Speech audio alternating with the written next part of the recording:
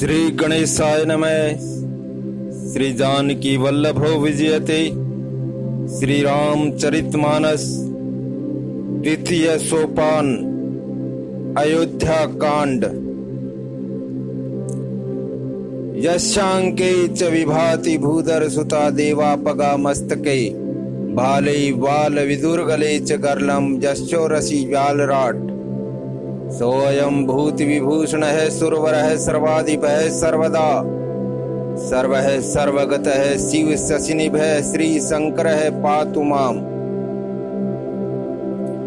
प्रसन्नतां यान गताभिषेकतस्तथा न ममले वनवास दुःखतः। मुखाम्बुज श्री रघुनंदनस्य मे सदास्तु सा मंजुल मंगल प्रदा। नीलांबुज श्यामल कोमलांगम सीता समारोपित वाम भागम पाणौ महासायक चारु चापम नमामि रामम रघुवंश नाथम। श्री गुरु चरण सरोज रज निजमन मुकुर सुधार वर्णम रघुवर विमल जसु जोदायक फलचार।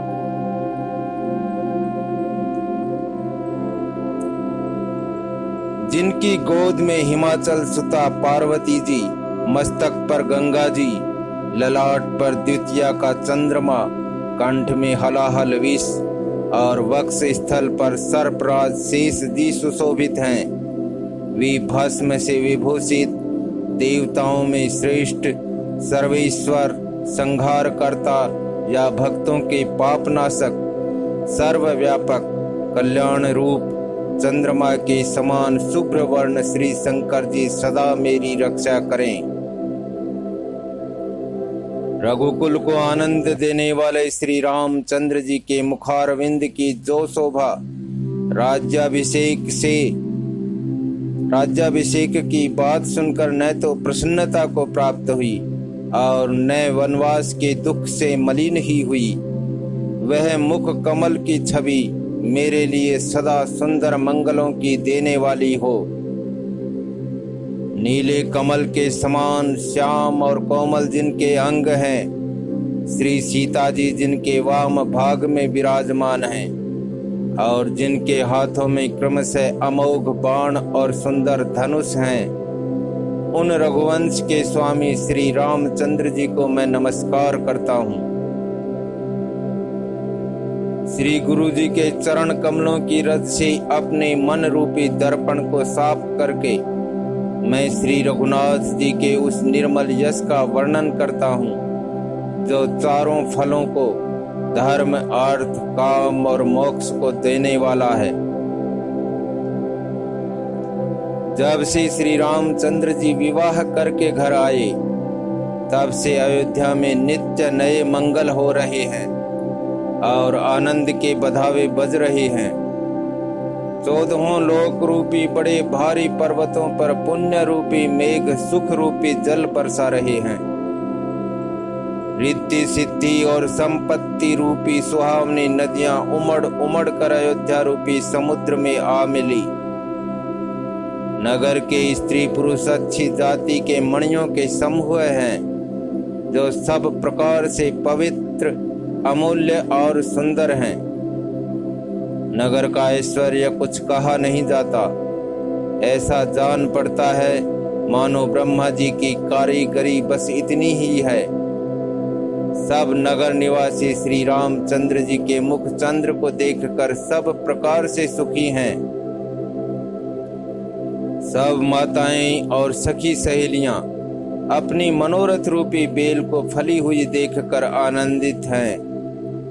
श्री रामचंद्र जी के रूप गुण शील और स्वभाव को देख सुनकर राजा दशरथ जी बहुत ही आनंदित होते हैं। सबके हृदय में ऐसी अभिलाषा है और सब महादेव जी को मनाकर प्रार्थना करके कहते हैं कि राजा अपने जीते जी श्री रामचंद्र जी को युवराज पद दे दें। एक समय रघुकुल के राजा दशरथ जी अपने सारे समाज सहित राजसभा में विराजमान थे। महाराज समस्त पुण्यों की मूर्ति हैं। उन्हें श्री रामचंद्र जी का सुंदर यश सुनकर अत्यंत आनंद हो रहा है।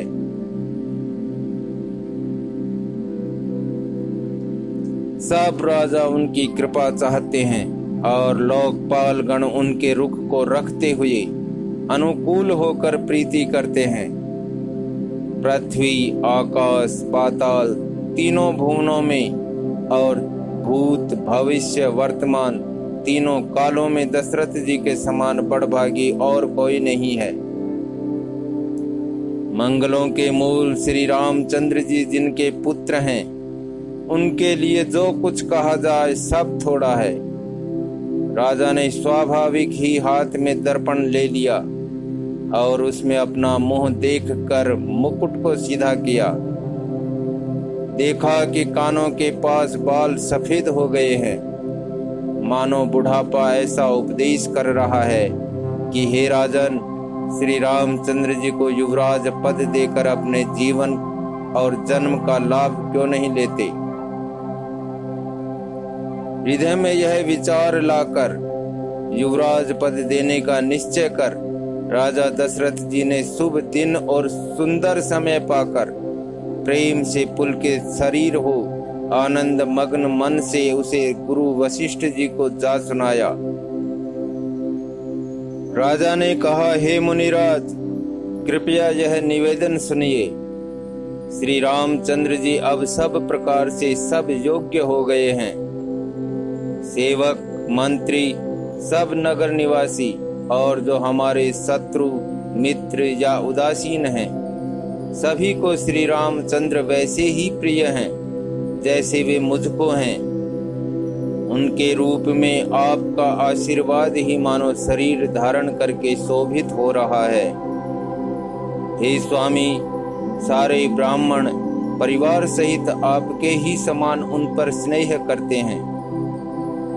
जो लोग गुरु के चरणों की रज को मस्तक पर धारण करते हैं, वे मानो समस्त ऐश्वर्य को अपने वश में कर लेते हैं।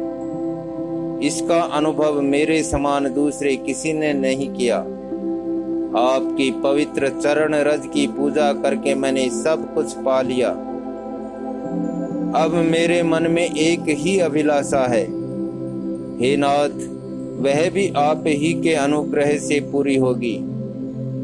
राजा का सहज प्रेम देखकर मुनि ने प्रसन्न होकर कहा, नरेश, आज्ञा दीजिए, कहिए क्या अभिलाषा है। हे राजन, आपका नाम और यश ही संपूर्ण मनचाही वस्तुओं को देने वाला है। हे राजाओं के मुकुटमणि, आपके मन की अभिलाषा फल का अनुगमन करती है, अर्थात आपके इच्छा करने के पहले ही फल उत्पन्न हो जाता है। अपने जी में गुरु जी को सब प्रकार से प्रसन्न जानकर हर्षित होकर राजा कोमल वाणी से बोले, हे नाथ, श्री रामचंद्र को युवराज कीजिए। कृपा करके कहिए, आज्ञा दीजिए तो तैयारी की जाए। मेरे जीते जी यह आनंद उत्सव हो जाए जिससे सब लोग अपने नेत्रों का लाभ प्राप्त करें। प्रभु, आपके प्रसाद से शिव जी ने सब कुछ निभा दिया, सब इच्छाएं पूर्ण कर दी। केवल यही एक लालसा मन में रह गई है।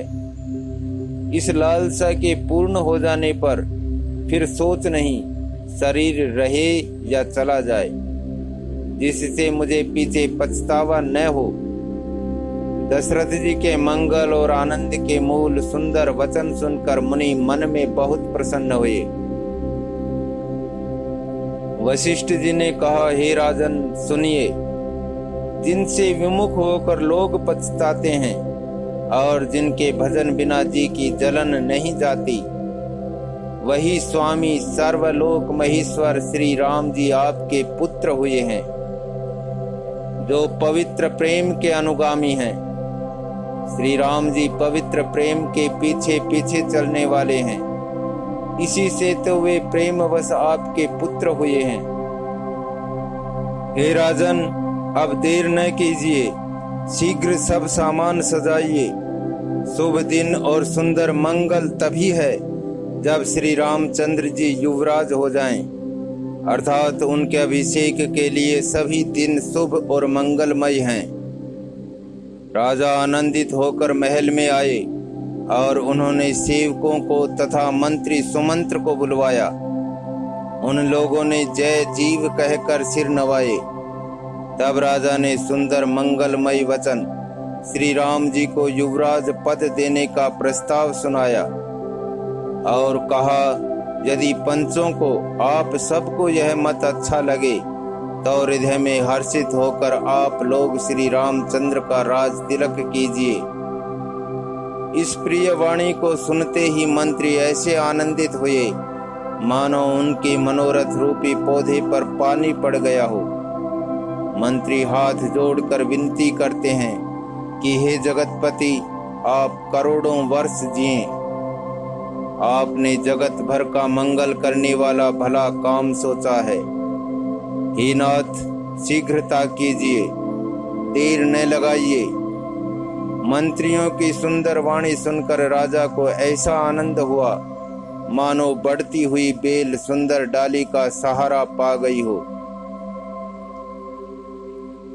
राजा ने कहा, श्री रामचंद्र के राज्याभिषेक के लिए मुनिराज वशिष्ठ जी की जो जो आज्ञा हो आप लोग वही सब तुरंत करें। मुनिराज ने हर्षित होकर कोमल वाणी से कहा कि संपूर्ण श्रेष्ठ तीर्थों का जल ले आओ। फिर उन्होंने औषधि, मूल, फूल, फल और पत्र आदि अनेकों मांगलिक वस्तुओं के नाम गिनकर बताए। चंवर, मृगचर्म, बहुत प्रकार के वस्त्र, असंख्यों जातियों के ऊनी और रेशमी कपड़े, नाना प्रकार की मणियां, रत्न तथा और भी बहुत सी मंगल वस्तुएं जो जगत में राज्याभिषेक के योग्य होती हैं, सबको मंगाने की उन्होंने आज्ञा दी। मुनि ने वेदों में कहा हुआ सब विधान बताकर कहा, नगर में बहुत से मंडप चंदोवे सजाओ, फलों समेत आम, सुपारी और केले के वृक्ष नगर की गलियों में चारों ओर रोप दो। सुंदर मणियों के मनोहर चौक पुरवाओ और बाजार को तुरंत सजाने के लिए कह दो। श्री गणेश जी, गुरु और कुल देवता की पूजा करो और भूदेव ब्राह्मणों को सब प्रकार से सेवा करो।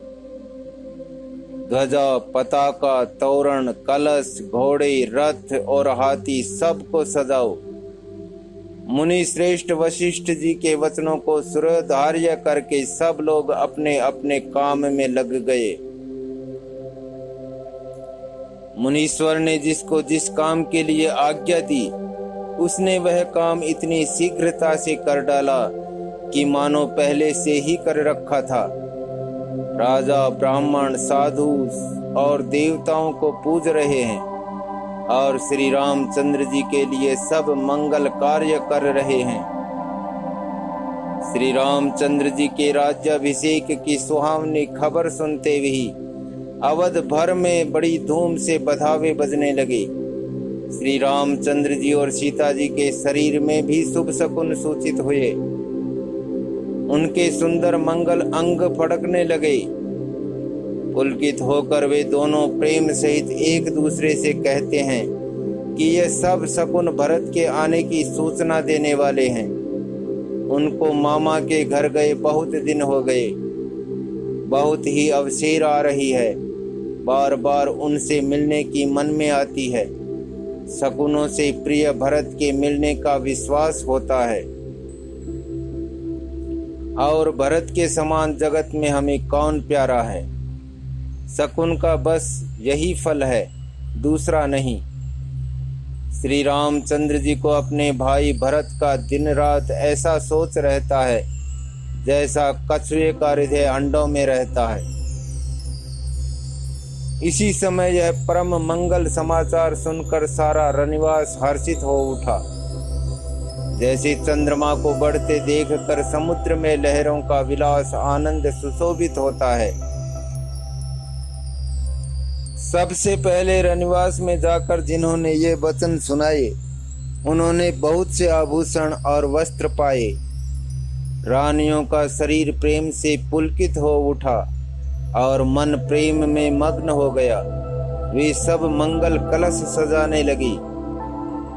सुमित्रा जी ने मणियों रत्नों के बहुत प्रकार के अत्यंत सुंदर और मनोहर चौक पूरे। आनंद में मग्न हुई श्री रामचंद्र जी की माता कौशल्या जी ने ब्राह्मणों को बुलाकर बहुत दान दिए। उन्होंने ग्राम देवियों, देवताओं और नागों की पूजा की और फिर बलि भेंट देने को कहा, अर्थात कार्य सिद्ध होने पर फिर पूजा करने की मनौती मानी और प्रार्थना की कि जिस प्रकार से श्री रामचंद्र जी का कल्याण हो, दया करके वही वरदान दीजिए। कोयल की सी मीठी वाणी वाली, चंद्रमा के समान मुख वाली और हिरण के बच्चे के से नेत्रों वाली स्त्रियां मंगल गान करने लगी। श्री रामचंद्र जी का राज्याभिषेक सुनकर सभी स्त्री पुरुष हृदय में हर्षित हो उठे और विधाता को अपने अनुकूल समझकर सब सुंदर मंगल साज सजाने लगे। तब राजा ने वशिष्ठ जी को बुलाया और शिक्षा समयोचित उपदेश देने के लिए श्री रामचंद्र जी के महल में भेजा। गुरु का आगमन सुनते ही श्री रघुनाथ जी ने दरवाजे पर आकर उनके चरणों में मस्तक नवाया। आदर पूर्वक अर्घ्य देकर उन्हें घर में लाए और षोडशोपचार से पूजा करके उनका सम्मान किया। फिर सीता जी सहित उनके चरण स्पर्श किए और कमल के समान दोनों हाथों को जोड़कर श्री राम जी बोले, यद्यपि सेवक के घर स्वामी का पधारना मंगलों का मूल और अमंगलों का नाश करने वाला होता है, तथापि हे नाथ, उचित तो यही था कि प्रेम पूर्वक दास को ही कार्य के लिए बुला भेजते, ऐसी ही नीति है। परंतु प्रभु, आपने प्रभुता छोड़कर स्वयं यहाँ पधार कर जो स्नेह किया, इससे आज यह घर पवित्र हो गया। हे गोसाई, अब जो आज्ञा हो मैं वही करूं। स्वामी की सेवा में ही सेवक का लाभ है। श्री रामचंद्र जी के प्रेम में सने हुए वचनों को सुनकर मुनि वशिष्ठ जी ने श्री रघुनाथ जी की प्रशंसा करते हुए कहा कि हे राम, भला आप ऐसा क्यों न कहें, आप सूर्य वंश के भूषण जो हैं। श्री रामचंद्र जी के गुण, शील और स्वभाव का बखान कर मुनिराज प्रेम से पुलकित होकर बोले, हे रामचंद्र जी, राजा दशरथ जी ने राज्याभिषेक की तैयारी की है।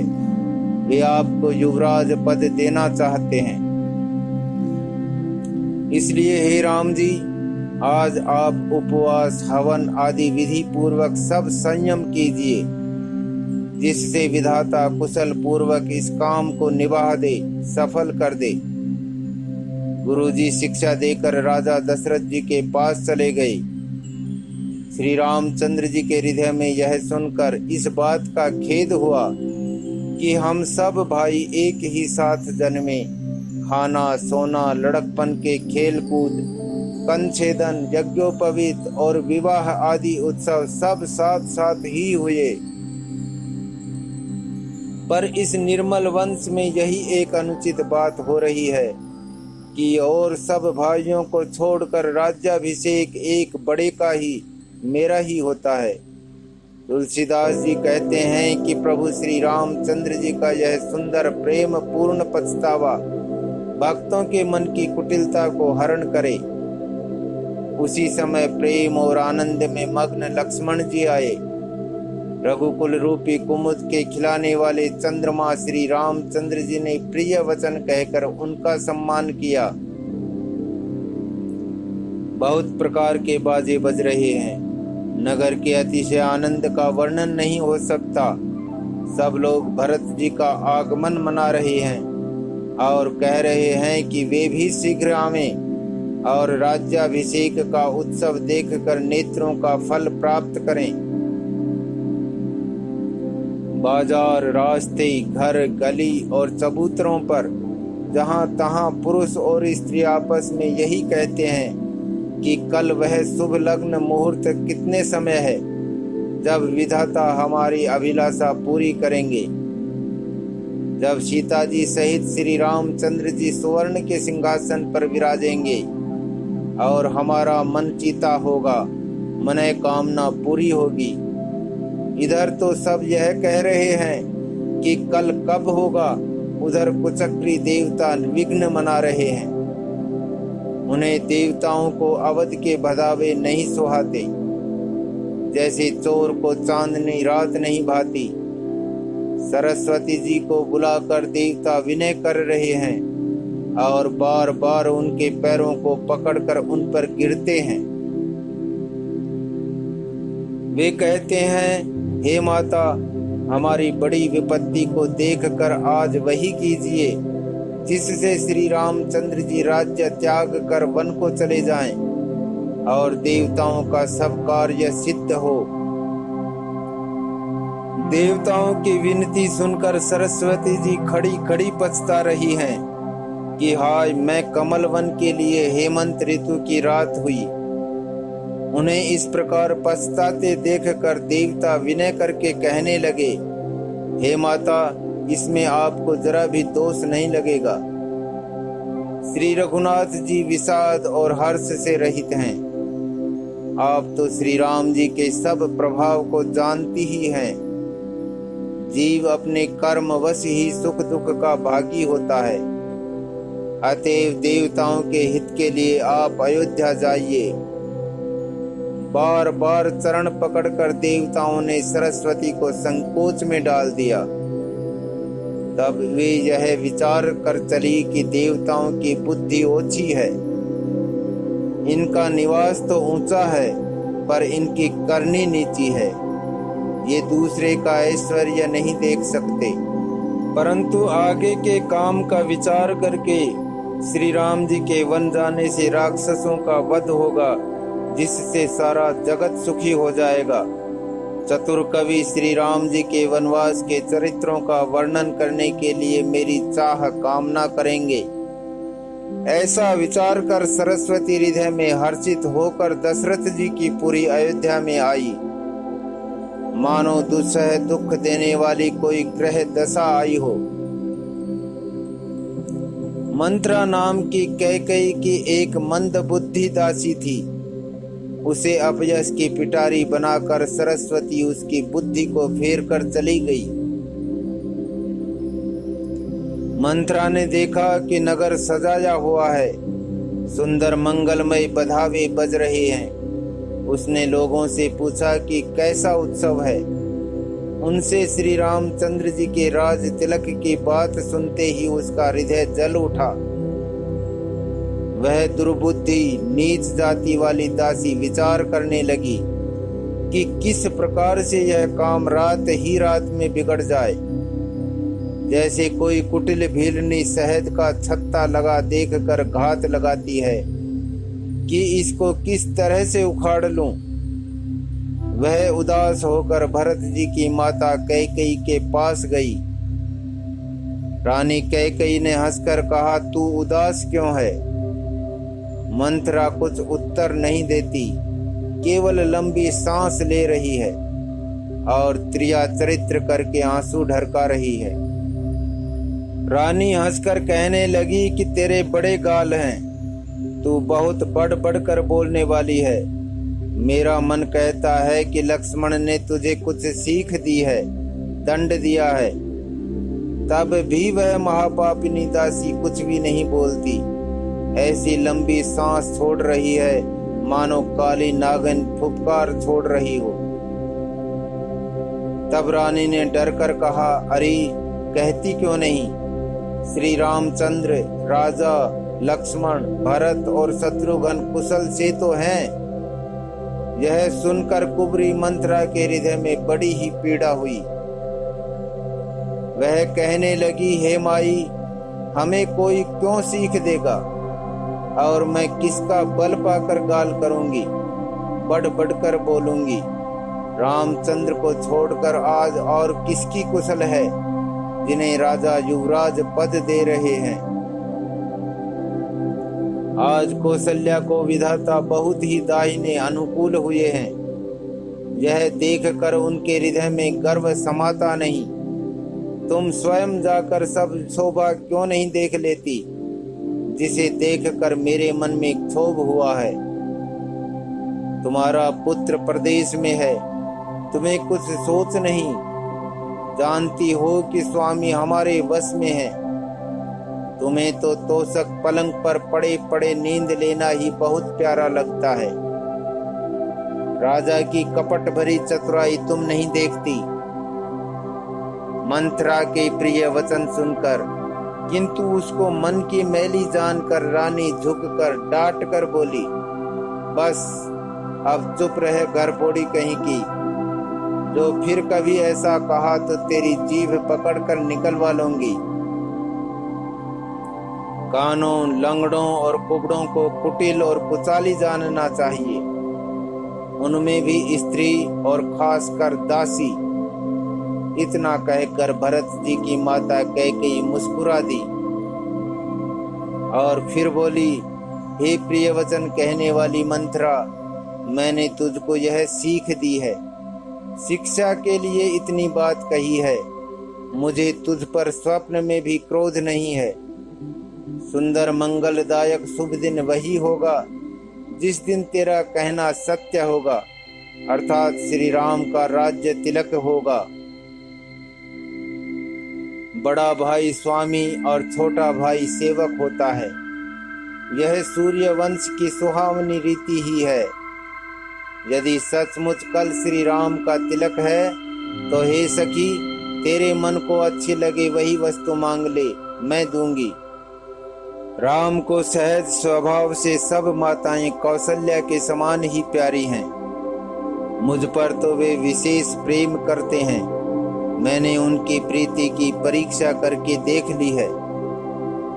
जो विधाता कृपा करके जन्म दे तो यह भी दे कि श्री रामचंद्र पुत्र और सीता बहू हों। श्री राम मुझे प्राणों से भी अधिक प्रिय हैं।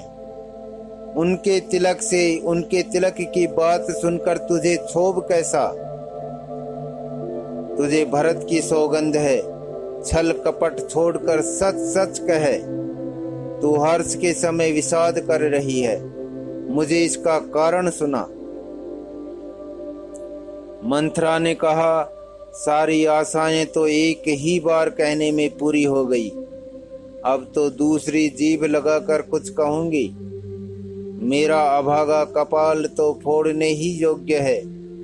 जो अच्छी बात कहने पर भी आपको दुख होता है, जो झूठी सच्ची बातें बनाकर कहते हैं, हे माई, वे ही तुम्हें प्रिय हैं और मैं कड़वी लगती हूँ।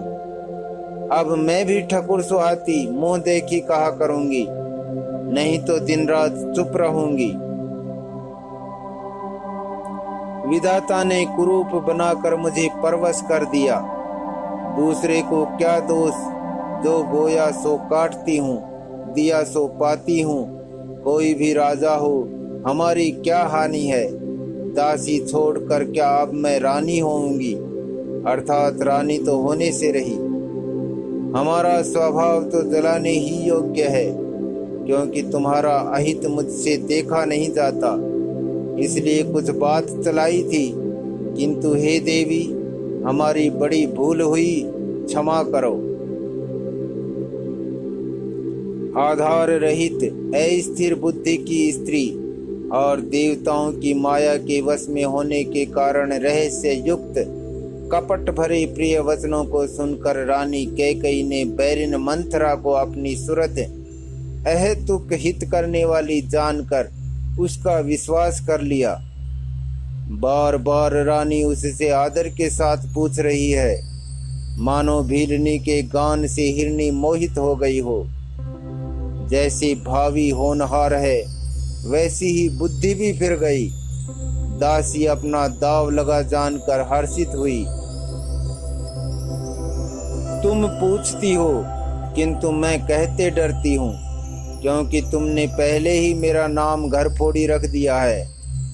बहुत तरह से गढ़ छोलकर, खूब विश्वास जमाकर, तब वह अयोध्या की 7.5 शनि की 7.5 वर्ष की दशा रूपी मंथरा बोली, हे रानी, तुमने जो कहा कि मुझे सीताराम प्रिय हैं और राम को तुम प्रिय हो, सो यह बात सच्ची है, परंतु यह बात पहले थी। वे दिन अब बीत गए। समय फिर जाने पर मित्र भी शत्रु हो जाते हैं। सूर्य कमल के कुल का पालन करने वाला है, पर बिना जल के वही सूर्य उनको कमलों को जलाकर भस्म कर देता है। सौत कौशल्या तुम्हारी जड़ उखाड़ना चाहती है, अतः उपाय रूपी श्रेष्ठ बाढ़ घेरा लगाकर उसे रूंध दो, सुरक्षित कर दो। तुमको अपने सुहाग के झूठे बल पर कुछ भी सोच नहीं है। राजा को अपने वश में जानती हो, किंतु राजा मन के मैले और मोह के मीठे हैं, और आपका सीधा स्वभाव है। आप कपट चतुराई जानती ही नहीं। राम की माता कौशल्या बड़ी चतुर और गंभीर है। उसकी थाह कोई नहीं पाता। उसने मौका पाकर अपनी बात बना ली। राजा ने जो भरत को ननिहाल भेज दिया, उसमें आप बस राम की माता की ही सलाह समझिए।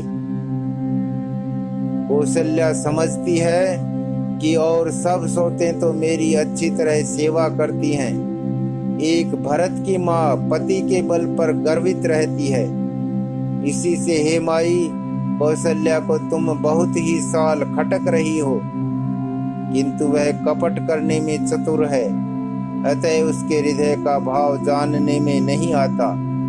वह उसे चतुरता से छिपाए रखती है। राजा का तुम पर विशेष प्रेम है। कौशल्या सोच के स्वभाव से उसे देख नहीं सकती, इसलिए उसने जाल रचकर राजा को अपने वश में करके भरत की अनुपस्थिति में राम के राज तिलक के लिए लग्न निश्चय करा लिया। राम को तिलक हो, यह कुल रघुकुल के उचित ही है, और यह बात सभी को सुहाती है, और मुझे तो बहुत ही अच्छी लगती है।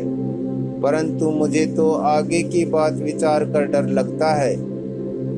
देव उलटकर इसका फल उसी कौशल्या को दे।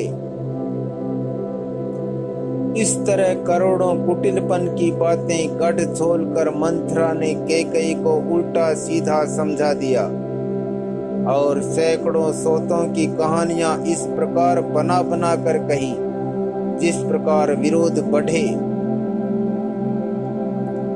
होनहार वश कैकेयी के मन में विश्वास हो गया।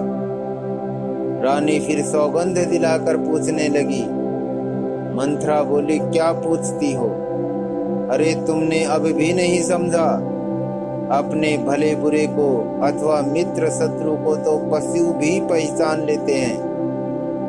पूरा पखवाड़ा बीत गया सामान सजते, और तुमने खबर पाई है आज मुझसे। मैं तुम्हारे राज में खाती पहनती हूँ, इसलिए सच कहने में मुझे कोई दोष नहीं है। यदि मैं कुछ बनाकर झूठ कहती होंगी तो विधाता मुझे दंड देगा। यदि कल राम को राज तिलक हो गया तो समझ रखना कि तुम्हारे लिए विधाता ने विपत्ति का बीज बो दिया। मैं यह बात लकीर खींचकर बलपूर्वक कहती हूँ। हे भामिनी, तुम तो अब दूध की मक्खी हो गई। जैसे दूध में पड़ी हुई मक्खी को लोग निकाल कर फेंक देते हैं, वैसे ही तुम्हें भी लोग घर से निकाल बाहर करेंगे। जो पुत्र सहित कौशल्या की चाकरी बजाओगी तो घर में रह सकोगी, अन्यथा घर में रहने का दूसरा उपाय नहीं है। कद्रू ने विंता को दिख दिया था, तुम्हें कौशल्या देगी। भरत कारागार का सेवन करेंगे, जेल की हवा खाएंगे, और लक्ष्मण राम के नायब सहकारी होंगे। कैकेयी मंथरा की कड़ी हुई वाणी सुनते ही डर कर सूख गई। कुछ बोल नहीं सकती। शरीर में पसीना हो आया और वह केले की तरह कांपने लगी। तब कुबरी मंथरा ने अपनी जीभ दांतों तले दबाई। उसे भय हुआ कि कहीं भविष्य का अत्यंत डरावना चित्र सुनकर कैकेयी के हृदय की गति न रुक जाए, जिससे उल्टा सारा काम ही बिगड़ जाए। फिर कपट की करोड़ों कहानियां कह कहकर उसने रानी को खूब समझाया कि धीरज रखो। कैकेयी का भाग्य पलट गया। उसे कुचाल प्यारी लगी। वह बगुली को हंसनी मानकर, वैरिन को हितु मानकर उसकी सराहना करने लगी।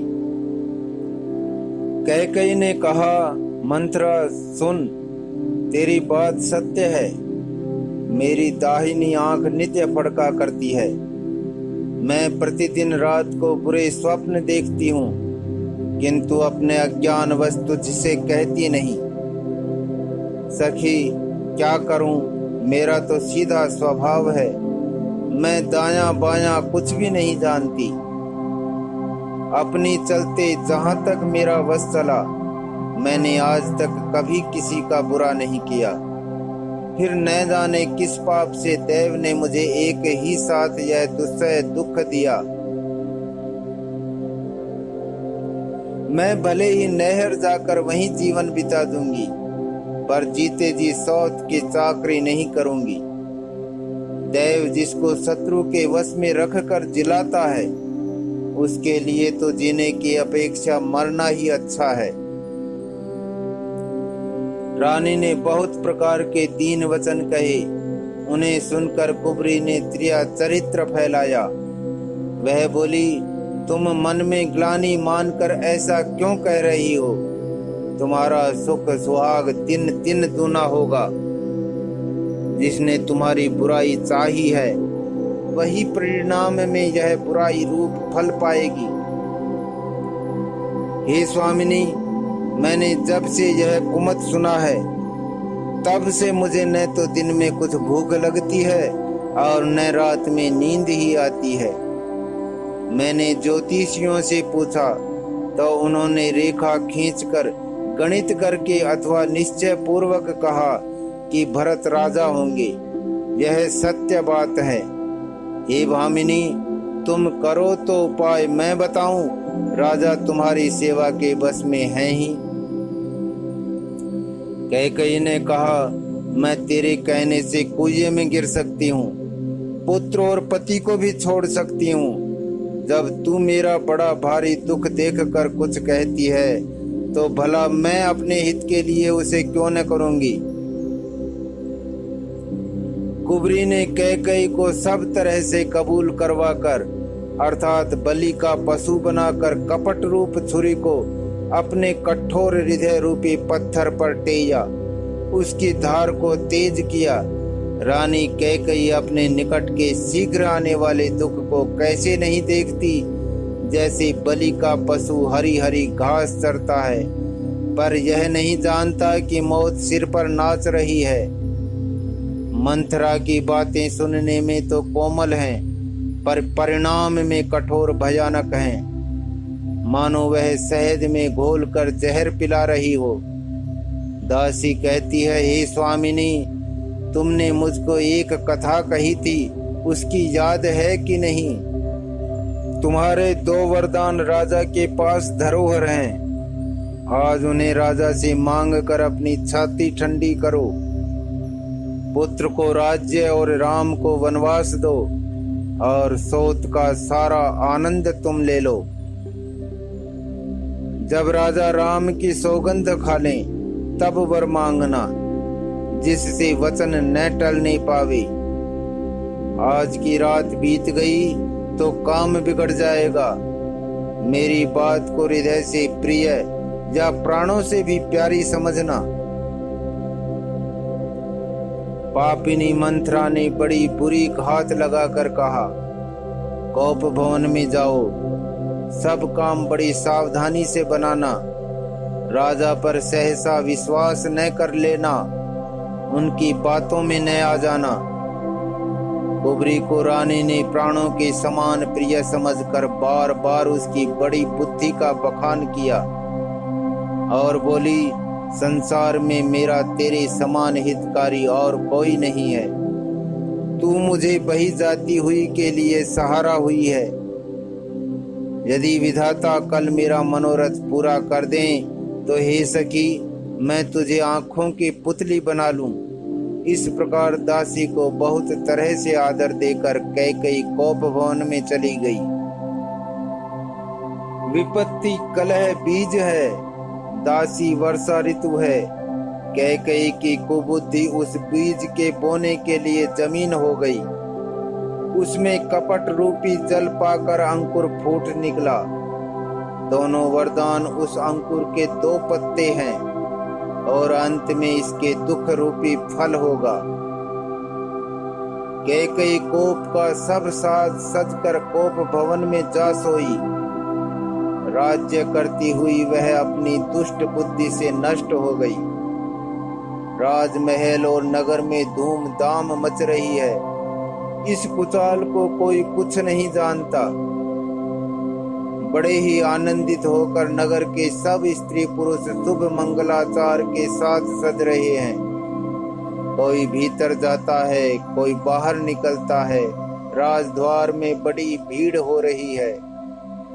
श्री रामचंद्र जी के बाल सखा राज तिलक का समाचार सुनकर हृदय में हर्षित होते हैं। वे 10-5 मिलकर श्री रामचंद्र जी के पास जाते हैं।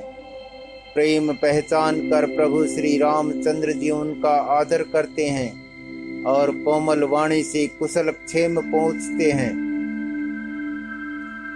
अपने प्रिय सखा श्री रामचंद्र जी की आज्ञा पाकर वे आपस में एक दूसरे से श्री रामचंद्र जी की बड़ाई करते हुए घर लौटते हैं और कहते हैं, संसार में श्री रघुनाथ जी के समान शील और स्नेह को निभाने वाला कौन है।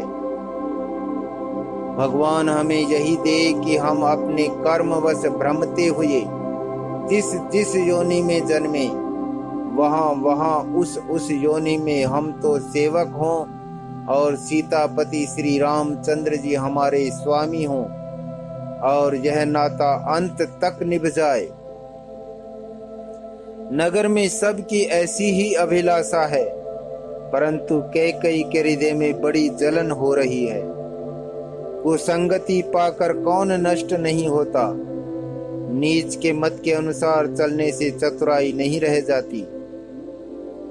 संध्या के समय राजा दशरथ आनंद के साथ कैकेयी के महल में गए। मानो साक्षात स्नेह ही शरीर धारण कर निष्ठुरता के पास गया हो। कोप भवन का नाम सुनकर राजा सहम गए। डर के मारे उनका पांव आगे को नहीं पड़ता। स्वयं देवराज इंद्र जिनकी भुजाओं के बल पर राक्षसों से निर्भय होकर बसता है और संपूर्ण राजा लोग जिनका रुख देखते रहते हैं, वही राजा दशरथ स्त्री का क्रोध सुनकर सूख गए।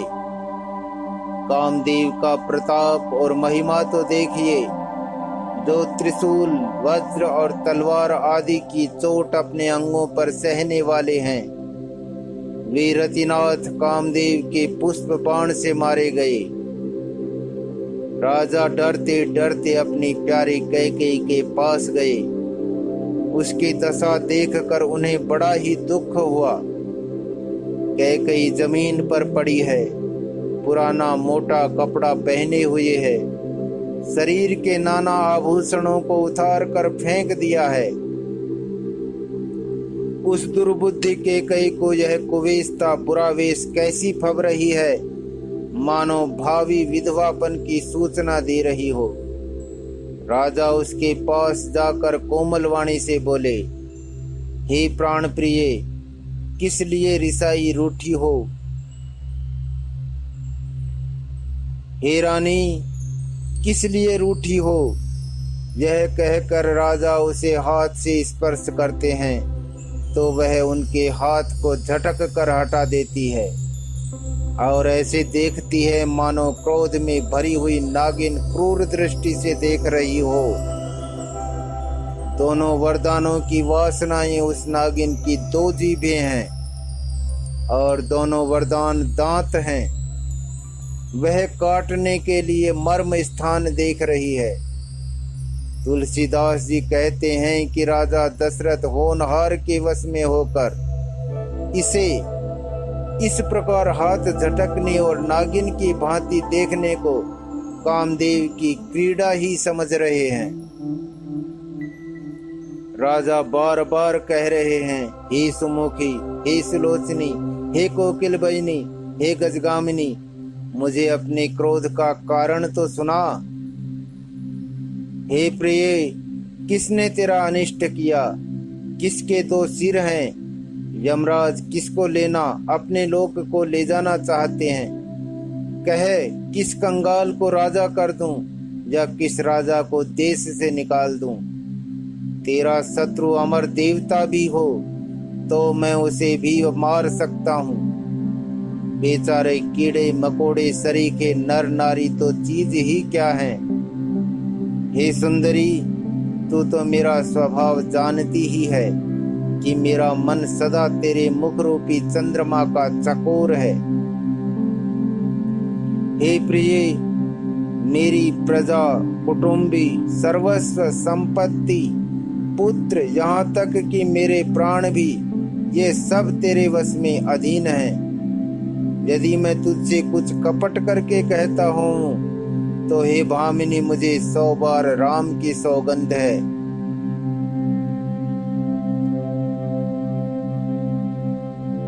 तू हंसकर प्रसन्नता पूर्वक अपनी मनचाही बात मांग ले और अपने मनोहर अंगों को आभूषणों से सजा। मौका बेमौका तो मन में विचार कर देख। हे प्रिय, जल्दी इस बुरे वेश को त्याग दे। यह सुनकर और मन में राम जी की बड़ी सौगंध को विचार कर मंद बुद्धि कैकेयी हंसती हुई उठी और गहने पहनने लगी, मानो कोई भीलनी मृग को देख कर फंदा तैयार कर रही हो। अपने जी में कैकेयी को सुरध जानकर राजा दशरथ जी प्रेम से पुलकित होकर कोमल और सुंदर वाणी से फिर बोले, हे भामिनी, तेरा मन चिता हो गया। नगर में घर घर आनंद के बधावे बज रहे हैं। मैं कल ही राम को युवराज पद दे रहा हूँ, इसलिए हे सुनैनी, तो मंगल साज सज। यह सुनते ही उसका कठोर हृदय दलक उठा, फटने लगा, मानो पका हुआ बाल तोड़ फोड़ा छू गया हो। ऐसी भारी पीड़ा को भी उसने हंसकर छिपा लिया, जैसे चोर की स्त्री प्रकट होकर नहीं रोती जिसमें उसका भेद न खुल जाए। राजा उसकी कपट चतुराई को नहीं लख रहे हैं, क्योंकि वह करोड़ों कुटिलों की शिरोमणि गुरु मंत्रा की पढ़ाई हुई है। यद्यपि राजा नीति में निपुण है, परंतु त्रिया चरित्राथाह समुद्र है। फिर वह कपट युक्त प्रेम बढ़ाकर, ऊपर से प्रेम दिखाकर नेत्र और मुंह मोड़कर हंसती हुई बोली, हे प्रियतम, आप मांग मांग तो कहा करते हैं, पर देते लेते कभी कुछ भी नहीं। आपने 2 वरदान देने को कहा था, उनके भी मिलने में संदेह है। राजा ने हंसकर कहा कि अब मैं तुम्हारा मर्म मतलब समझा। मान करना तुम्हें परम प्रिय है। तुमने उन वरों को थाती धरोहर रख कर फिर कभी मांगा ही नहीं, और मेरा भूलने का स्वभाव होने से मुझे भी वह प्रसंग याद नहीं रहा। मुझे झूठ मूठ दोष मत दो, चाहे 2 के बदले 4 मांग लो। रघुकुल में सदा से यह रीति चली आई है कि प्राण भले ही चले जाएं, पर वचन नहीं जाता। असत्य के समान पापों का समूह भी नहीं है। क्या करोड़ों घुंघचियां मिलकर भी कहीं पहाड़ के समान हो सकती हैं? सत्य ही समस्त उत्तम सुकृतों पुण्यों की जड़ है। यह बात वेद पुराणों में प्रसिद्ध है, और मनु जी ने भी यही कहा है। उस पर मेरे द्वारा श्री राम जी की शपथ करने में आ गई, मुंह से निकल पड़ी। श्री रघुनाथ जी मेरे सुकृत पुण्य और स्नेह की सीमा है। इस प्रकार बात पक्की करा के दुर्बुद्धि केकई हंसकर बोली, मानो उसने कुमत बुरे विचार रूपी दुष्ट पक्षी बाज को छोड़ने के लिए उसकी कुल्ही आंखों पर की टोपी खोल दी हो। राजा का मनोरथ सुंदर वन है, सुख सुंदर पक्षियों का समुदाय है, उस पर भीलनी की तरह कैकेयी अपना वचन रूपी भयंकर बाज छोड़ना चाहती है। मास पारायण 13वां विश्राम। सियावर रामचंद्र जी की जय, उमापति महादेव जी की जय। आदौ राम तपोवनादिगमनम् हत्वा मृगं कांचनम् वैदेही हरणं जटायुमरणं सुग्रीव संभाषणम् बालिनिग्रहणं समुद्रतरणं लंकापुरी दाहनम् पश्चात् रावण को